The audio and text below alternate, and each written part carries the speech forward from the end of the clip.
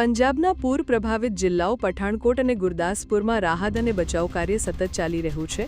ભારતીય વાયુસેનાએ આ વિસ્તારોમાં પોતાના રેસ્ક્યુ ઓપરેશન હેઠળ અત્યાર સુધીમાં 11 નાગરિકોને સુરક્ષિત રીતે બહાર કાઢ્યા છે.